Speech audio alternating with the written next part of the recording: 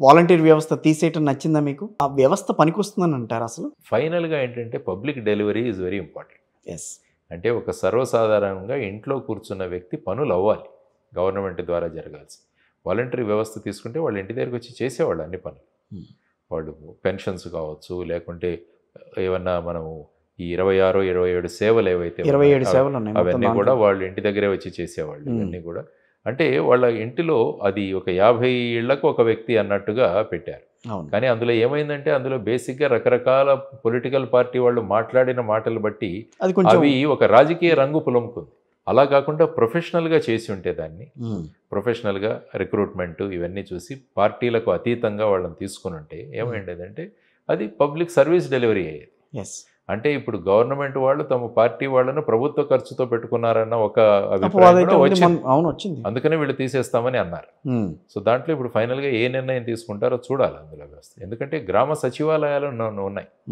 గ్రామ సచివాలయాలు అన్నవి కావాలి. ఎందుకంటే ఎలాగైతే రాష్ట్ర ప్రభుత్వానికి సెక్రటరియట్ ఉంటుందో పంచాయతీలో ఉన్న సర్పంచ్ కూడా ఒక సెక్రటరియట్ కావాలి. యాక్చువల్గా ఏంటంటే పంచాయతీలో సర్పంచ్ అన్నవాడు ముఖ్యమంత్రి ఆ ప్రాంతానికి. వాళ్ళని ముఖ్యమంత్రులు చేయాలని నిధులే ఖర్చు పెట్టాలి. మీ దగ్గర ఉన్న నిధులు గ్రామాలకు బదిలీ చేయండి. అందుకనే మేము జై భారత్ నేషనల్ పార్టీ దాంట్లో ప్రతి నియోజకవర్గానికి సంవత్సరానికి 100 కోట్లు, ప్రతి పంచాయతీకి 1 కోటి రూపాయలు ఇవ్వాలని చెప్పేసి మేము ప్రతిపాదించాము. అంటే 5 సంవత్సరాల్లో 5 కోట్లు వస్తాయి అభివృద్ధి కోసం. ఒక గ్రామం కోసం 5 కోట్లు, ఒక నియోజకవర్గానికి 500 కోట్లు వస్తాయి.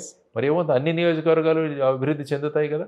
సో ఆ విధంగా కొత్త ఆలోచనలతో రావాలి. కేరళ సిస్టమ్ ఉంటుంది, వాళ్ళకి సంవత్సరానికి 4-5 కోట్లు ఇస్తారు ఒక్కొక్క గ్రామ పంచాయతీ. గ్రామాలు చూడండి అక్కడ ఏ విధంగా అభివృద్ధి చెందాయి. ఈ డీసెంట్రలైజేషన్ చాలా ఇంపార్టెంట్. కానీ ఇప్పుడు ప్రస్తుతం ఏమవుతుందంటే ప్రతి ఒక్కరు అన్ని నా దగ్గరే ఉండాలనుకుంటాం. Centralization that is not correct. 73, 74 constitution అమెండ్మెంట్లో డీసెంట్రలైజేషన్ చాలా ముఖ్యం.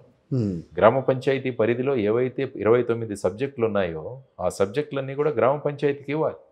ఆ పంచాయతీలో ఉన్న స్కూల్స్ సర్పంచ్ బాధ్యత, ఆ పంచాయతీలో ఉన్న ప్రైమరీ హెల్త్ సెంటర్ ఇతని బాధ్యత. కానీ ఏమవుతుంది, స్కూల్స్ డిపార్ట్మెంట్ వేరేగా ఉంటుంది, సర్పంచ్కి సంబంధం లేదు.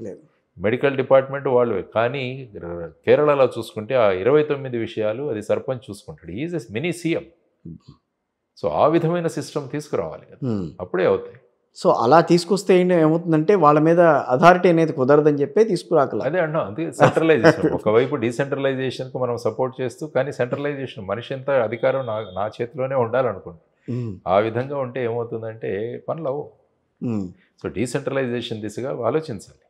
మళ్ళీ మీ జనసేన దగ్గరికి వస్తాను. ఒక్క మాట, పవన్ కళ్యాణ్ గారు సనాతన ధర్మం అని చెప్పి ముందుకు రావటం అనేది మీరు ఆహ్వానించారా లేదా?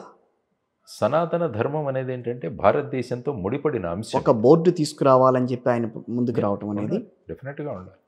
ఎందుకంటే సనాతన ధర్మం అంటే ప్రాచీన ధర్మం. ధర్మాలు ఎక్కడా పుట్టని సమయంలో భారతదేశంలో మనం పుట్టాం. మన నాగరికత ఇక్కడ పెరిగింది, నో డౌట్ దాంట్లో. కాబట్టి మన దగ్గర ఉన్న వేదాలు, పురాణాలు, ఇతిహాసాలు. అంటే ఆయనలో మీరు అలాంటి ఫ్లేవర్ని చూసారా మీరు ఉన్నప్పుడు? అంటే ఆ సమయంలో మీరు ఉన్నప్పుడు అప్పుడు మేమంతా కలిసి కమ్యూనిస్ట్ పార్టీలు, తర్వాత బీఎస్పీ వీటితో కలిసి మేము పోటీ చేసాం. అదే కానీ ఆయన ఆ పూజా విధానాలు అవన్నీ, ఆ చాతుర్మాసం ఇవన్నీ కూడా అప్పుడు కూడా చేసేవారు. ఆయన ఎప్పటి నుంచో కూడా ఆయన కొండగట్టుకు వెళ్ళడం ఇవన్నీ కూడా ఆయన రెగ్యులర్గా వెళ్తుండేవారు.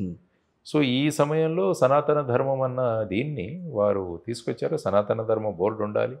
తర్వాత ఏంటంటే సెక్యులరిజం కూడా మన కాన్సెప్ట్ భారతదేశంలో. లౌకికవాదం అన్నది మన రాజ్యాంగంలో పీఠికలో ప్రియాంబుల్లో ఉన్న అంశం. మొన్న కూడా సుప్రీంకోర్టు చెప్పింది. మొన్న ఈ ప్రియాంబుల్లో ఈ సోషలిజము తర్వాత సెక్యులరిజం ఈ రెండు 42వ అమెండ్మెంట్తో పెట్టారు. కాబట్టి అవి ఎమర్జెన్సీలో పెట్టారు. కాబట్టి వీటికి భారతదేశం మొదటి రాజ్యాంగంలో లేదు. కాబట్టి ఇవి తీసేయాలంటే మళ్ళీ సుప్రీంకోర్టు అనేది అన్ని ధర్మాలను సమంగా ఆదరించాలి. తర్వాత వచ్చేసి ఏ రకమైన ఎక్స్‌ప్లాయిటేషన్ లేకుండా, శోషణ లేకుండా అందరూ ఉండాలన్నదే సోషలిజం. కాబట్టి ఈ రెండు ఉండాలి అన్నట్టుగానే సుప్రీంకోర్టు తీర్పిచ్చింది. కాబట్టి ఏంటంటే సనాతన ధర్మం విషయంలో ఏంటంటే భారతదేశానికి ఆయువు పట్టు ఆధ్యాత్మికత. ఆధ్యాత్మికత నుంచి ఎప్పుడైతే మనం దూరం వెళ్ళిపోతామో ఈ సమాజంలో జరుగుతున్న నేరాలు, ఘోరాలు మనం చూస్తున్నాం. కాబట్టి దానికి ప్రధానమైనది ఆధ్యాత్మికత. సో ఈ ఆధ్యాత్మికతను తీసుకురావాలంటే సనాతన ధర్మాన్ని ఫాలో అవ్వడం. సనాతన ధర్మం చెప్పడం కాదు, సనాతన ధర్మాన్ని ఫాలో అవ్వాలన్నది చాలా ఇంపార్టెంట్ సనాతన ధర్మంలో తీసుకు. కాబట్టి ముందు సనాతన ధర్మం గురించి అభిప్రాయాలు, ఆ తర్వాత వచ్చేసి అందులో ఉన్న మన ఆచరణ యోగ్యమైన విషయాలు ఏంటన్నవి కూడా తీసుకొచ్చి అవి ఆచరణలో కనుక తీసుకురాగలిగితే ఏమవుతుందంటే మనుషుల్లో మార్పు వస్తుంది. సో ఆ విధంగా తీసుకురావాలి. ఐఎమ్ 100%. అంటే ఏ రిలీజియన్ వాళ్ళు ఆ రిలీజియన్లో ఏ రిలీజియన్ కూడా చెడు చేయమని చెప్పదు, ఏ ధర్మం కూడా ఏ మతం కూడా చెప్పదు. కానీ ఏంటంటే ఈ చెప్పేవాళ్ళు ఆ విధంగా చెప్పి జనాల్లో వీటిని ఆ విధంగా విభజించేస్తుంటారు. అది జరగకుండా ఉండాలంటే ఒక మంచి సమాజం ఏర్పడాలి ఇప్పుడు మన భారతదేశం. నేను ఒక 40 మినిట్స్ నుంచి మీతో మాట్లాడుతున్నా, ప్రతి అంశాన్ని స్పృశిస్తున్నా, ప్రతి అంశం మీద మీ నుంచి కరెక్ట్ వివరణ అయితే వస్తుంది సార్. ఎలా కుదురుతోంది మీకు అంత విషయ అవగాహన ఎట్లా పెరిగిందనంటే, అంటే మీరు జాబ్ చేసుకునేవారు, సిబిఐ జాయింట్ డైరెక్టర్గా చేసి మధ్యలో వచ్చేసిన వాళ్ళు మీరు, కానీ ఇంత అవగాహన ఎట్లా పెంచుకోగలిగారు బయటకు వచ్చిన తర్వాత? అన్నిటి మీద, సమకాలీన పరిస్థితుల మీద, రాజకీయ అంశాల మీద, అన్ని అంశాల మీద కూడా మీరు ఆ అవగాహన ఎట్లా పెంచుకున్నారంటే ఏం చెప్తారు? ఎందుకంటే ఈ విషయాలతో అనుభవం ఉన్నవాళ్ళు, వాళ్ళందరినీ అనుభవజ్ఞులను నేను కలుస్తుంటాను. ఆధ్యాత్మికంగా కూడా మీకు మంచి ఇది ఉంది. నేను పెరిగిందంతా శ్రీశైలమే కదా మీరు పెరిగాను. బ్రహ్మరామ మల్లికార్జునుల వారి ఆశీస్సులతో పెరిగాను నేను. సుమారు 24 సంవత్సరాలు ఆ ప్రాంతంలో ఉన్నాం మేము.